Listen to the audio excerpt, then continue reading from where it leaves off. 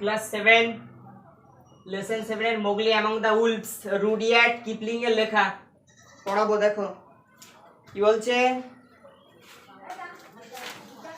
যে নাও Tabakui knew as well as anyone else that there is nothing so unlucky as to compliment. এইবার এই জায়গায় কয়েকটা জিনিস ভেঙে দিই। এই যে কমপ্লিমেন্ট, তাই তো ভালো করে দেখো, COM কি হয়, কম, PLIMENT মেন্ট, কমপ্লিমেন্ট। আর কি কি আছে দেখো, আর একটা আছে এই যে as well as, যে as well as মানেটা লিখিয়ে দিই, as well as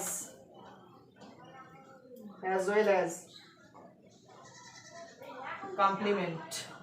as well as মানে অন্য কারোর মতো, as well as মানে কি অন্য কারোর মতো, এই যে কমপ্লিমেন্ট। আচ্ছা আর একটা আছে আনলাকি, UNLUCKY কি হয়, আনলাকি মানে অশুভ, আনলাকি মানে কি অশুভ। এবার দেখো মানে এটা বলি, বলছে এখন নাও Tabakui knew as well as anyone else that there is nothing so unlucky as to compliment. আচ্ছা এই কমপ্লিমেন্ট মানে কি প্রশংসা করা, কমপ্লিমেন্ট মানে কি প্রশংসা করা। এবারে মানেটা দেখো, বলবা তাবাকুই অন্যবারের মতো কি জানতো যে আমাদের একটা কি, যদি ছোট্ট একটা বাচ্চা তাই তো তার মুখের ওপর কেউ যদি প্রশংসা করে তাহলে বলে না মা বাবা যে, বা মাই বেশিরভাগ বলে যে কি ছোট বাচ্চাদের সামনে ওদের প্রশংসা কি করতে নেই, তাই তো। কিন্তু এই তাবাকুই এ কি একটু বদমাইশ টাইপের না, তাই তো। তো এ জানতো যে বাচ্চাদের সামনে প্রশংসা করলে কি তাদের শরীর খারাপ হতে পারে, তাই তো, মানে এটা মারা ভাবে, ঠিক আছে। তো কি বলছে যে তাবাকুই জানতো যে অন্যবারের মতোই যে বাচ্চাদের মুখের উপর প্রশংসা করা একটা কি খুবই অশুভ কাজ। এতটুকু বুঝতে পারলে? তারপরে দেখো ইট প্লিজড, এই যে PLESED প্লিজড, প্লিজড মানে কি জানো, সন্তুষ্ট, প্লিজড মানে কি সন্তুষ্ট। It pleased him to see mother and father wolf look uncomfortable. দেখো UN তে UNCOM কম, FOR ফর, তাহলে আনকমফর্ট, TABLE টেবল, আনকমফর্টেবল কি বলবা, আনকমফর্টেবল।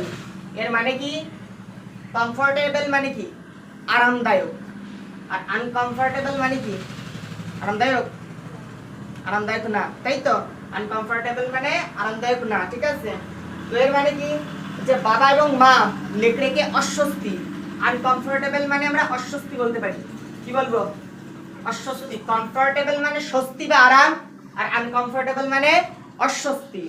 তো কি বলছে, বাবা এবং মা নেকড়েকে অস্বস্তিতে দেখে তার খুব ভালো লাগছিল, তার কি খুব ভালো লাগছিল, কারণ কি একটু বদমাইশ তো। তারপর তাবাকুই স্যাট স্টিল রিজয়সিং, কি বললাম রিজয়সিং, আরিতে রি, যে আইতে জয়, CING সিং, রিজয়সিং মানে মজা করতে লাগলো, রিজয়সিং মানে কি মজা করতে লাগলো। ইন দা মিসচিফ, MIS তে মিস, CHIEF চিফ, তাহলে কি হলো mischief, that he had made, and then he said SPIT spite, আর FULLY ফুলি, স্পাইটফুলি, স্পাইটফুলি মানে কি জানো, ঘৃণা সহকারে, স্পাইটফুলি মানে কি ঘৃণা সহকারে। এবার পুরো লাইনটা একবার পড়ছি দেখো, বলছে তাবাকুই স্যাট স্টিল, তাবাকুই কি ওখানে বসেছিল, rejoicing in the mischief that he had made, and then he said spitefully, সে দুষ্টুমি করলো, সে দুষ্টুমি করেছে না, তো সে দুষ্টুমি করার ফলে কি একটা মজা হয় তো নাকি, তো সেটার মজা নিতে লাগলো, আর তারপর সে ঘৃণা সহকারে বলল, কি বলল, Shere Khan the big one had shifted his hunting grounds, SHIF shifted, ted shifted, আর হান্টিং মানে কি শিকার করা, ঠিক আছে। তো এর মানেটা কি, শের Khan the big one, Sher Khan হলো বড় একজন, has shifted his hunting grounds মানে কি তার শিকারের জায়গা পরিবর্তন করেছে। He will hunt among these hills for the next moon, so he has told me. সে পরে, এই যে মুন, এই জায়গায় মুন মানে কিন্তু চাঁদ না, মুন মানে পূর্ণিমা, পূর্ণিমার সময় চাঁদ ওঠে না, সেই কারণে এখানে মুন দেওয়া হয়েছে, ঠিক আছে। তো বলছে সে পরের পূর্ণিমা পর্যন্ত এখানেই শিকার করবে, আর সেইটা সে আমাকে বলেছে। Shere Khan was the tiger who lived near the Waingunga river 20 miles away. Shere Khan, এটা কি বলতো, একটা বাঘের নাম। বলছে শের Khan was the tiger, Sher Khan হলো একটা বাঘ, হু লিভড, যে বাস করে, কোথায় বাস করে, নিয়ার দ্য ওয়েনগঙ্গা রিভার, ওয়েনগঙ্গা নদীর কাছে, 20 মাইলস অ্যাওয়ে মানে কি 20 মাইলের মধ্যে। এইবার এখান থেকে একটা প্রশ্ন আসতে পারে, কি প্রশ্ন, যে শের খান কোথায় বাস করত, একটা ভালো প্রশ্ন। শের খান কোথায় বাস করত, দেখো, where did Sher Khan lived, প্রশ্নটা কি, where did Sher Khan lived, মানে শের খান কোথায় বাস করত, কোথায় বাস করত বলো, বললাম তো শের খান কোথায় বাস করত, ওয়েনগঙ্গা নদীর 20 মাইলের কি মধ্যে, তাই তো। এইবার আমরা উত্তর লিখবো কিভাবে, প্রথমে শের খান লিভড, এইটাকে কি করব, লিখে নেব, শের খান লিভড, দেখে দেখে আমি কি করলাম, লিখে নিলাম, শের খান লিভড। এবার কি নেয়ার দা, যে বইতে পড়লে না, ওই বইয়ের লাইনটা তুলে দিলেই কিন্তু হয়ে যাবে, নেয়ার দা ওয়েনগঙ্গা, দেখো NEAR, near the WAIN, Wain GUN, Gunga বলেছে, তাই তো, GUNGYA, Waingunga river 20 miles away.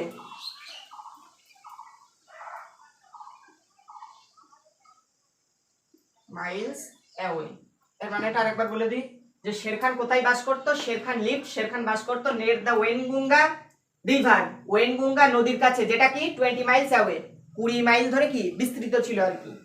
তারপরে দেখো,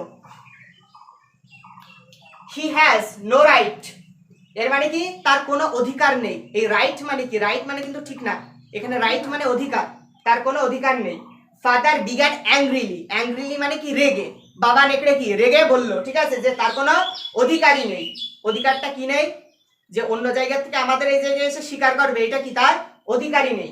তারপরে দেখো, বাই দ্য ল, এই ল মানে কি বলতো, আইন, ল মানে কি আইন, by the law of the jungle he has no right to change his quarters without the due warning।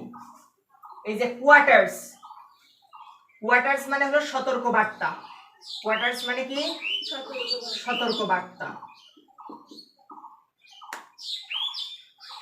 Quarters মানে সতর্ক বার্তা না, ওয়ার্নিং মানে সতর্ক বার্তা হবে, ওয়ার্নিং মানে সতর্ক বার্তা।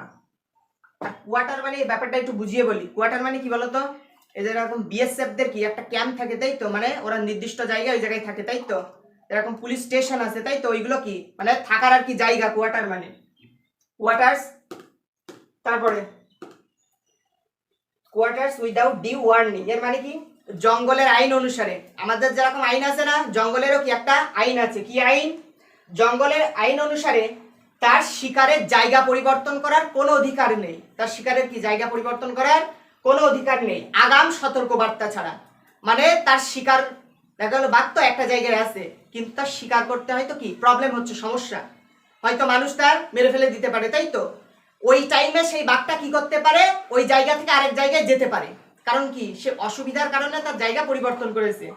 তো এইটা হলে সে পারে, কিন্তু কোন রকম সতর্কবার্তা ছাড়াই সে জায়গা কি পরিবর্তন করতে পারে না। তারপরে দেখো, he will frighten all game within 10 Miles. এখানে গেম মানে আমরা কি জানি বলতো, সাধারণত খেলা জানি, গেম মানে কি খেলা, কিন্তু এই জায়গায় গেম মানে শিকার করা, গেম মানে কি শিকার করা, game within 10 Miles and I have to kill for 2 this days. বলছে সে 10 মাইলের মধ্যে সমস্ত শিকারকে ভয় পাইয়ে দেবে। বাঘের কি পাওয়ার আছে তো ভালো নাকি, না নেই, আছে ভালো পাওয়ার, তাই তো, তার 10 মাইলের মধ্যে কি করতে পারে, সে সমস্ত শিকারকে কি ভয় পাইয়ে দিতে পারে। এবং and I have to kill for 2 these days, এবং আমায় হত্যা করতে হবে দুজনের জন্য এই দিনগুলোতে, আমায় হত্যা করতে হবে কি দুজনের জন্য এই দিনগুলোতে, মানে কি ওই যে নেকড়ে আছে না, নেকড়েটা কি বাঘের কি বলবো অনুগামী বা অনুচর বলা যায় না, মানে কি বাঘের সাথে সাথেই থাকে। তো বাঘ যদি শিকার করে তোর একটা অনুচর মানে কাজের লোক আছে, কাজের লোকের কি খেতে দেবে তো নাকি, তাই বলছে সে যদি শিকার করে দুজনের জন্য শিকার করে। এক শের খান মানে নিজে বাঘ তো ও নিজের জন্য শিকার করে আর কি নেকড়ের জন্য শিকার করে। এইবার এখান থেকে আর একটা প্রশ্ন করিয়েই আজকে শেষ করে দেবো, সেটা কি, এটাও একটা ভালো প্রশ্ন, যে what was the law of jungle, জঙ্গলের আইনটা কি। কি বললাম, what was the law of jungle, what was the law of jungle, মানে কি জঙ্গলের আইনটা কি। জঙ্গলের আইনটা কি বলে দিয়েছিলাম, কি যে কোনো রকম আগাম সতর্ক বার্তা ছাড়া কি কেউ কোনো জায়গা পরিবর্তন করতে পারে না। তো সেটাই লিখবো। তাহলে অ্যাকর্ডিং,